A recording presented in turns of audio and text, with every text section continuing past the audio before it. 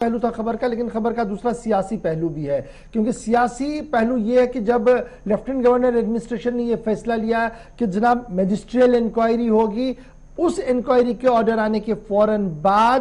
سوال و جواب کا سلسلہ شروع ہوا، پریس کانفرنس کا سلسلہ شروع ہوا اور people's alliance for Gupkar declaration بھی سامنے آئی، اور دوسری طرف سے سابق وزیر اعلیٰ غلام نبی آزاد کا بیان بھی سامنے آیا ہے۔ اور سب سے پہلے آپ کو یہ بتاتے چلے کہ people's alliance for Gupkar declaration کی جہاں تک بات کریں، جہاں انہوں نے ایک تحریری خط صدر ہند کو روانہ کرنے کی بات کہی ہے، جس میں ان کی طرف سے یہ کہا گیا کہ یہ پورا معاملہ جو ہے اس کو تحقیقات میں لیا جائے، وہیں پر غلام نبی آزاد نے قابل اعتماد اور معتبر تحقیقات کا مطالبہ کیا ہے، اور ان کا ماننا ہے کہ حیدر پورہ تصادم جوڈیشل تحقیقات ہونی چاہیے، اور یہ معاملہ پولیس کے ساتھ جڑا ہوا ہے، فوج کا کوئی تعلق اس میں نہیں ہے، اس لیے جوڈیشل تحقیقات کرانے میں کسی کو آر نہیں آنا چاہیے۔ ان کا ماننا ہے کہ جس طریقے سے ماضی میں بھی ایک روایت رہی ہے کہ انکوائریاں ہوئی ہیں یا ان پر کوئی کام نہیں ہوا، لیکن کچھ انکوائریاں ایسی بھی ہوئی ہیں جن پر بہت زبردست کام ہوا، جس میں انہوں نے اپنا ذکر بھی کیا جب وہ وزیر اعلیٰ تھے، تو ان کا ماننا تھا اس طریقے کی انکوائری ہوتی ہے تو ایک اعتماد کی فضا قائم ہو سکتی ہے۔ لیکن جہاں ایک طرف سے پیپلز الائنس کے سربراہ ڈاکٹر فاروق عبداللہ کی صدارت میں کل میٹنگ بھی منعقد ہوئی اور اس کے بعد صدر رام ناتھ کووند کے نام ایک خط ارسال بھی کیا گیا، وہیں پر یہ بات بھی ہمیں یاد رکھنی چاہیے کہ ساؤتھ کشمیر کے اندر اسی طریقے کا ایک انکاؤنٹر ہوا تھا، جس میں فوج نے یہ دعویٰ کیا تھا کہ جناب 3 لوگوں کی ہلاکتیں ہوئی ہیں اور اس کے بعد انہیں غیر ملکی قرار دیا گیا تھا۔ لواحقین سامنے آئے، جموں سے ان کا تعلق تھا، صوبہ جموں سے، تو انکوائری ہوئی، اور اس وقت اس انکوائری میں بعد میں ہم نے یہ بھی دیکھا کہ خود لیفٹیننٹ گورنر جو ہے وہ ان کے گھر گئے، ان اہل خانہ کے ساتھ تعزیت کی، معاملہ آگے بڑھا، تحقیقات ہوئی، پتہ لگا کہ سویلین تھے اور انہیں معقول معاوضہ اور اس طریقے کا تمام بینیفٹ جو دینے کی بات بھی کہی گئی ہے۔ تو یہ جناب ہر ایک چیز ہمارے سامنے، جہاں انکوائریوں کا کوئی اتا پتہ بھی نہیں ہے، وہیں پر کچھ ایسی انکوائریاں بھی جو ہمارے سامنے ہیں جس کی ڈیٹیلز بھی سامنے آئی ہے، لیکن کم و بیش 150 سے زیادہ انکوائریاں جو ہے وہ آج تک لگی ہوئی ہیں۔ تو فی الحال پیپلز الائنس اور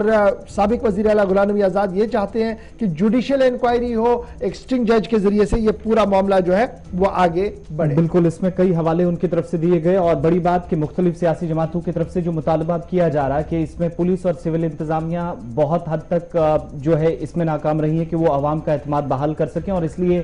ریٹائرڈ جو ججز ہیں وہ بھی اگر اس معاملے میں مداخلت کریں اور عدالتی تحقیقات کے ذریعے اب اس معاملے کی غیر جانبدارانہ تحقیقات ہو تو اس میں مزید پیش رفت ہوگی۔ لیکن گپکار الائنس نے جہاں پر ایک طرف جوڈیشل انکوائری کی مانگ کی کہ اس میں اب کیس میں مزید پیش رفت ہونی چاہیے، وہیں آنے والے دنوں میں چونکہ 29 تاریخ سے پارلیمنٹ کے سیشن کا آغاز ہونے جا رہا تو وہاں پر بھی یہ تھوڑا سا یقین دلایا گیا،